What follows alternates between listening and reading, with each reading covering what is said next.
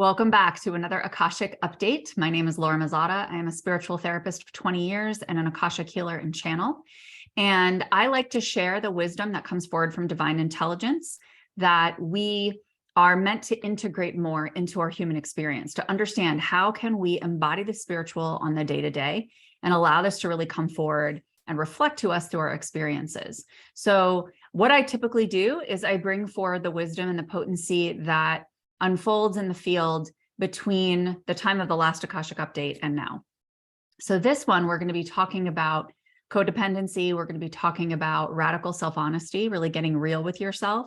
The fact that the body is irrelevant, that we don't actually need to regulate the nervous system, and the secret to sustainable self-acceptance. So grab a pen and paper, pull up a chair, get nice and cozy, grab a cup of tea. Make sure that you like and subscribe to this channel and hit the notification bell so that you're updated on other Akashic updates, as well as I have an EFT tapping playlist that's freaking amazing. There's over 50 tapping videos on there, so you'll also get updated when new tappings get uploaded as well. So let's start with codependency. And as I relay this information that's come forward from the Akash, I want you to really identify how this resonates for you or the people in your life, whether they be clients or loved ones, because some of this may be relevant, some of it may not be, but I want you to really tune into, use it as a journal prompt or a meditation prompt. How does this feel in your field?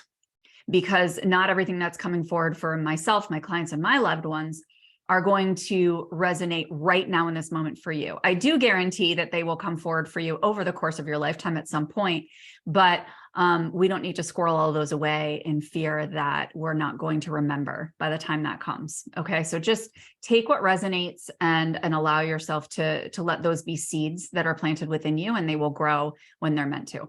Okay, so codependency, let's talk about that first. So I have a long history of codependency that I have been healing from. And one of the things that I want to share about this that came forward with me and a lot of my clients over the past couple of weeks is that you can become codependent with the concept of codependency, right?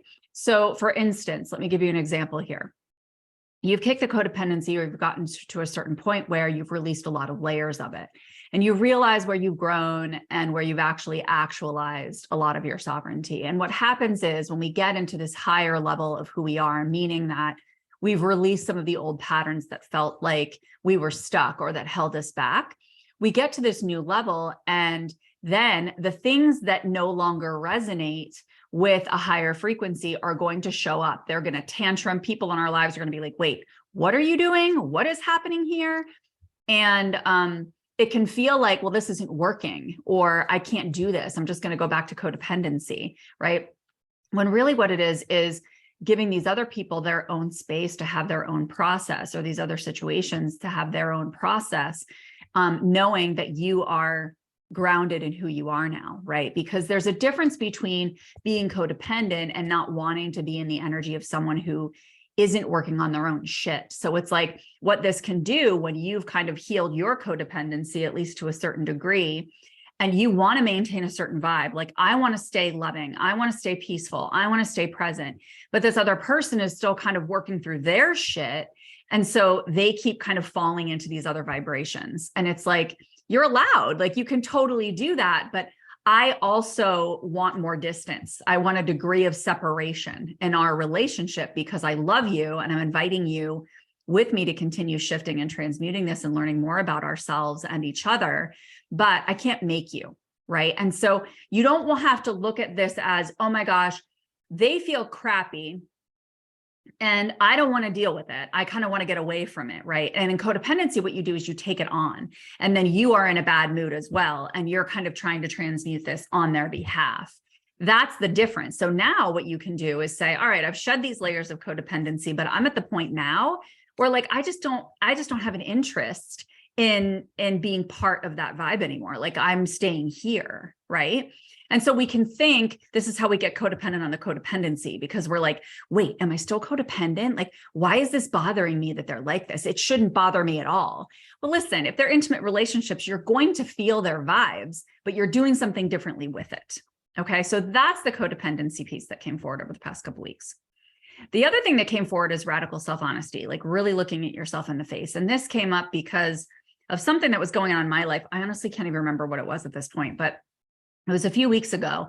And I was really called by spirit to be very, very honest with myself and just unapologetic and look myself in the eyes and say, this is what I want. Like, I don't care if I'm ashamed about what I want, or if it doesn't feel realistic, or if the people in my life are going to kick and scream when I say what I want, but this is what I want.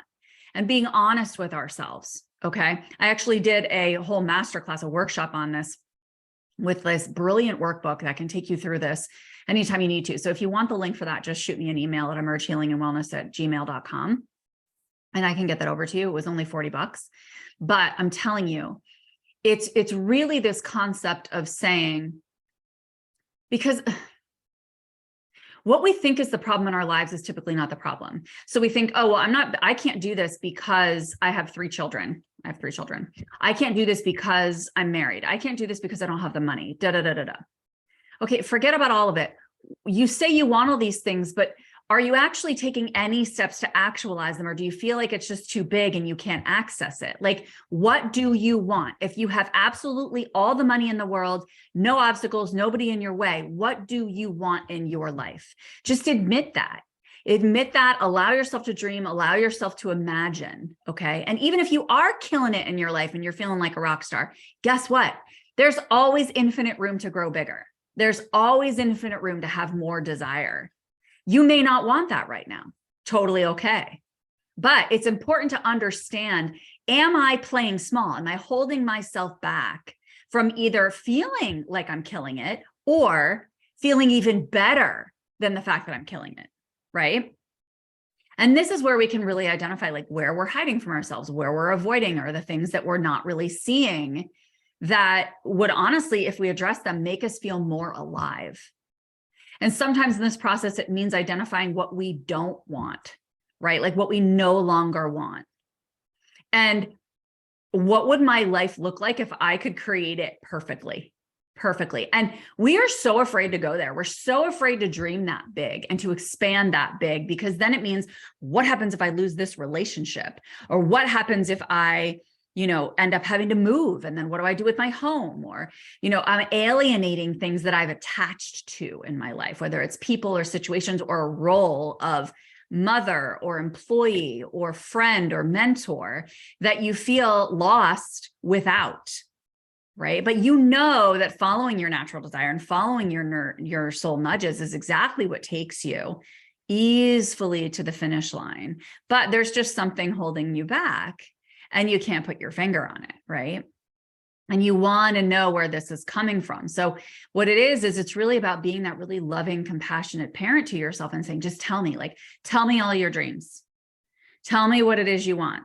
Because you're not just doing that for yourself and being really, really honest about what you desire. You're planting seeds with the universe. And you're saying, okay, when I just admit this and admit what I want, and I remove the things that are in the way that I didn't even realize were in the way. I just did this masterclass it was a live and intuitive practice in my vitality program, which is my ongoing flagship program that I'm madly in love with.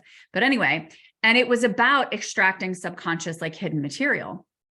And every single person that did it was like, wow, I went in thinking this was the issue, and holy crap, my mind is blown with what was really underneath that, And that's what happens all the time we do this stuff. It happens to me almost every single time I go in. I'll go in with like a question into this practice, and then I'm just like, holy shit, So it's being able to access this information so that we can plant seeds of what we desire with a clearer pathway to get there, right? We've identified what's hidden. We've identified what we're avoiding. And then we've called in that desire and said like, okay, it doesn't matter what limiting beliefs or patterns I've had in the past. The fact is we're never blocked. There's always infinite possibilities. And we're just being called into a level of ourselves that we're unfamiliar with. And when we plant these seeds, we're saying to the universe, this is what I want. This is what I intend. And energy follows intention. So however that unfolds, it may unfold right now. It may take 10 years. It may take 2 weeks. That is up to divine timing. Okay. So that's the radical self-honesty piece. The third part that came forward these past couple of weeks was the fact that the body is irrelevant. So Irrelevant in what way? It's valuable. It's a vessel for us. And it's a vessel that carries our soul in this lifetime. Brilliant. We love that. We love our bodies. But we need to trust that we are already caring for it.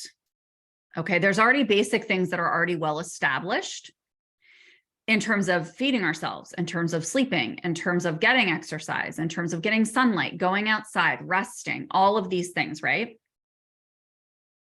And if we aren't doing a good job of taking care of our bodies, or we feel like there's things that keep coming up in our bodies, like pain or illness or symptoms or really, really haywire emotions or things like that, don't focus so much on the body. Don't focus on the body at all.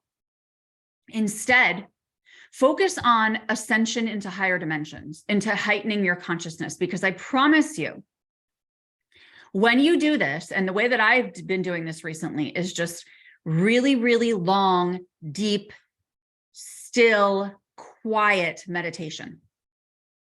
That's what's been helping me the most with this. But yours could be the Akashic records, yours could be theta healing, yours could be Reiki, it could be going out in nature, it could be prayer, right?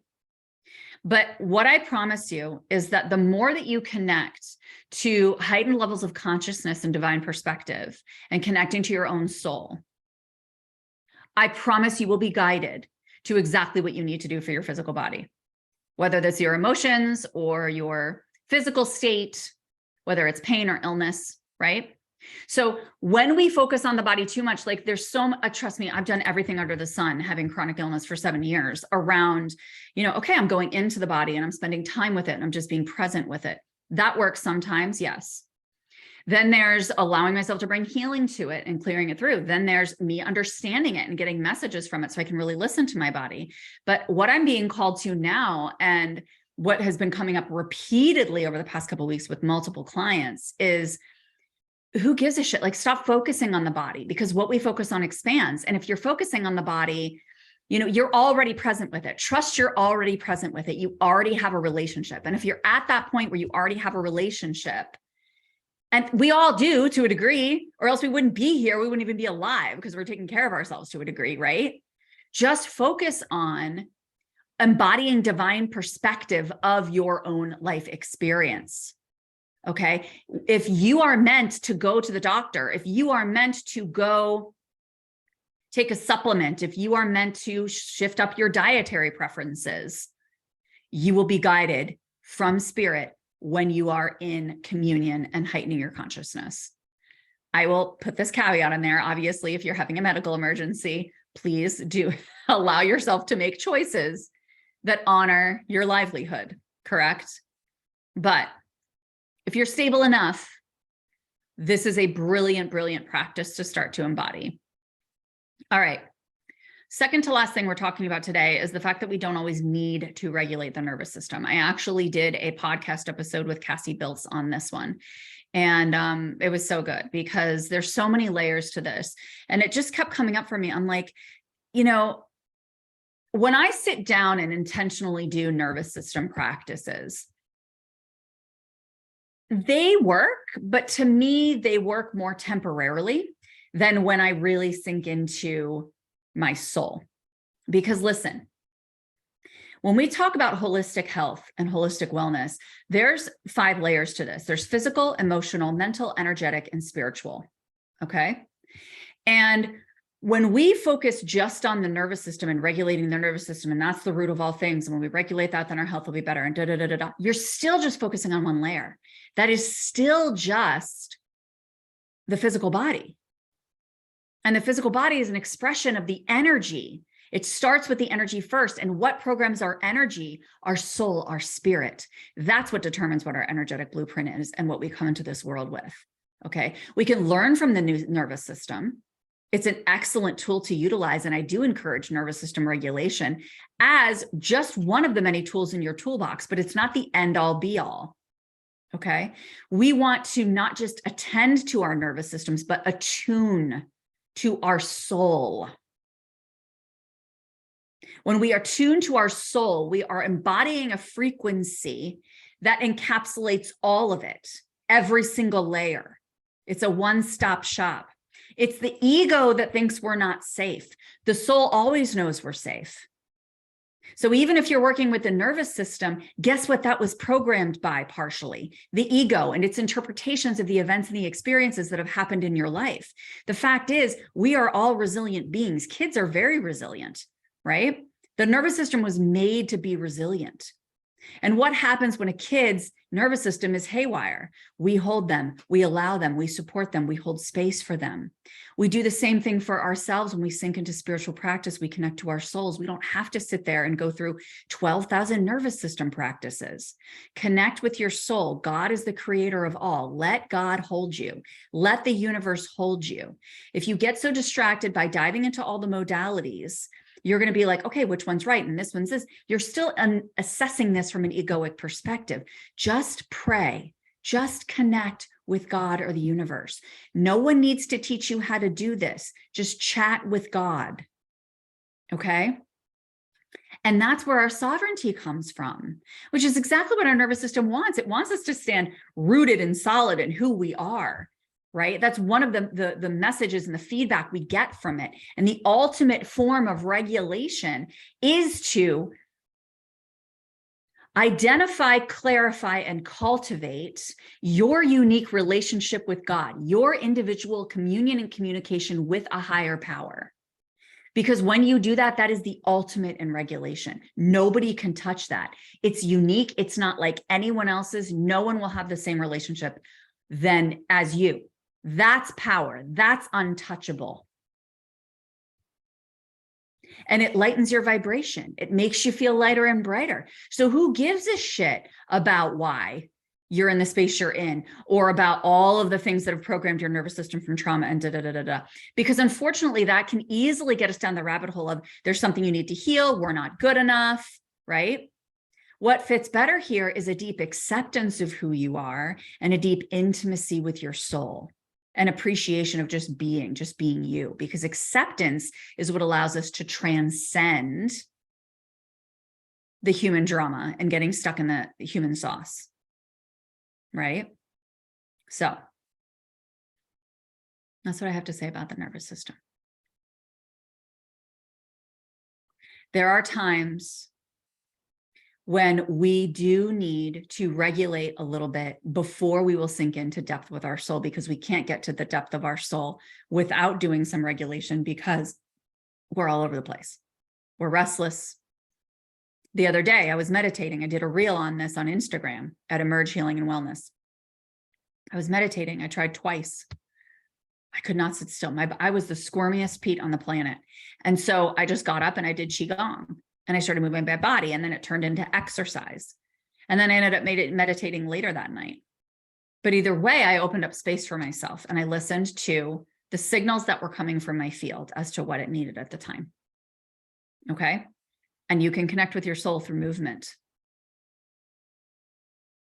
You may have to find your unique way to do that.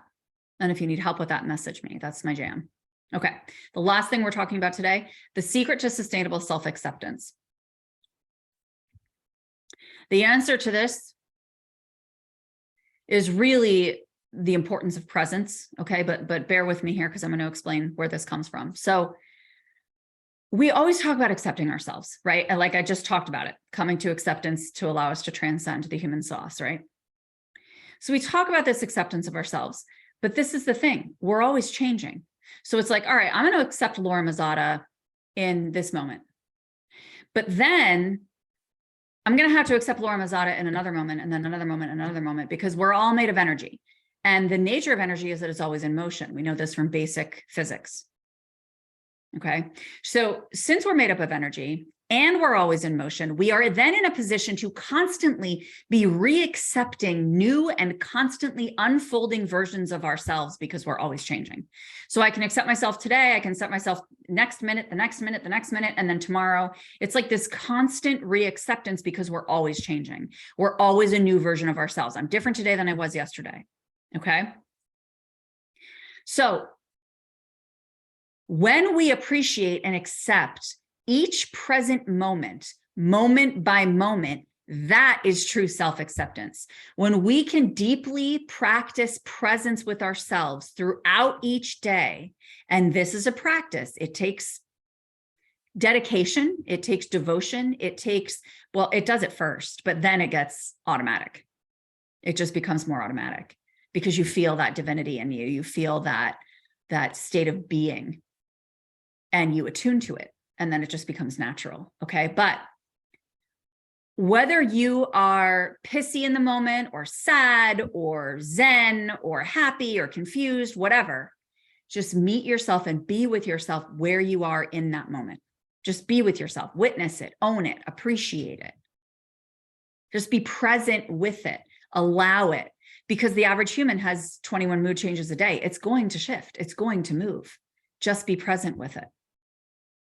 Okay, because it's this presence of the moment to moment that really leads to that sustainable self-acceptance, because we're always changing, and then we feel exhausted because we're always in this process of like re-accepting ourselves, and it can feel annoying.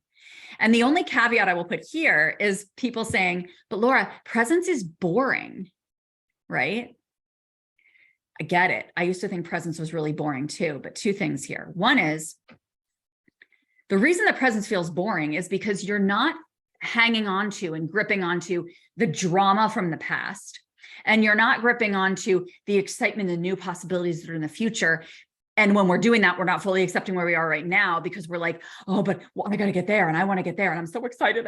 And that's great. I want you to be excited about things, but I want you to be excited about who you are. I want you to be excited about who you're going to become and how you're going to witness that, not, oh, I need to align with this frequency, which is what everybody teaches in manifestation. I need to align with the frequency of who I want to become so that I can get what I want. You're still attached to the fucking outcome. Like, you're still attached to the outcome, and you're still making these changes in yourself so that you can get what you want, right? No, that's not presence.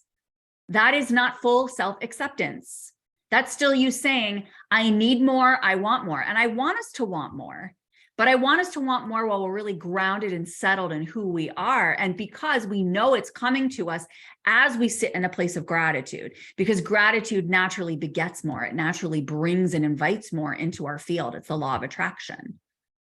Okay. So the second part of this is that presence is infinitely not boring if you immerse deeply enough. And I can say this from experience. It's like this never-ending well of self-love. So once you've thought you've gotten as much presence and as much self-love as you get to go deeper, because it's never ending. It's always being refilled. It's always full. And there's deeper depths that we can access. So there's no room for judgment here. There's no pressure on where you're going in the future or who you're becoming. There's no judgment on who you are right now thinking, oh, but I'm so excited about where I'm going to be. Does that imply that you feel that you are not enough right now? Because if you can hold both, great. Hold both. I am enough right now. I am vibrant right now. I am fabulous right now. And I'm super excited to see what comes next. Just like when we're raising kids, like I freaking love the ages that my kids are. I've never been one of those moms that's like, oh, I wish they were little again. Like, I love watching the unfolding. I'm so present to the unfolding of each step of their journey. And that's what I mean. It's like being able to say, like, I love them so much for who they are now. Like, I totally appreciate and accept every single facet and aspect of them. And I'm also pumped just to see how, like, I'm curious. It's like a curious excitement. I'm so intrigued to just see how things will continue to unfold, because they're such cool beings, right? So yeah, this is really just about, like, you just be with yourself moment to moment. And it can be crazy making when you start practicing presence at first, because it's like, whew, how am I going to hold all this? So I like go through my life and I'm in these interactions with people and exchanges and constantly being activated and all the things, right? Like, I promise you, it's doable. In fact, if you want to start practicing presence, the Presence Process is a phenomenal book. I think it's by Michael Brown. I think that's his name. That's a phenomenal book to start working with to practice presence. And he takes you through like a whole sequential journey on practicing presence, which is really beautiful. And I also really like the book, The Surrender Experiment by Michael Singer. And that isn't necessarily as much about presence, but it's similar. It overlaps because he's talking about kind of surrendering to each moment and whatever comes into his field. So that's also very cool and related to that topic. But anyway, thank you so much for listening to this Akashic update and just being present to receiving all of this wisdom and guidance. And if you have any questions about integration with it, feel free to grab a vibrational assessment. That is the best way to start working with me if you haven't worked with me yet. It's only $50. It's like a 20-minute one-on-one. I will get in touch with all 5 layers of your field: physical, emotional, mental, energetic, and spiritual, and guide you into, based on your Akashic records and your spiritual guidance, into what feels most aligned for you right now to be implementing, to be focusing on, and to really come to appreciation of, right? So yeah, we can connect one-on-one and we can chat about that. Otherwise, I hope you have an absolutely wonderful day. Don't forget to like, subscribe, and hit the notification bell, and stay tuned for the next Akashic update. Have a great day.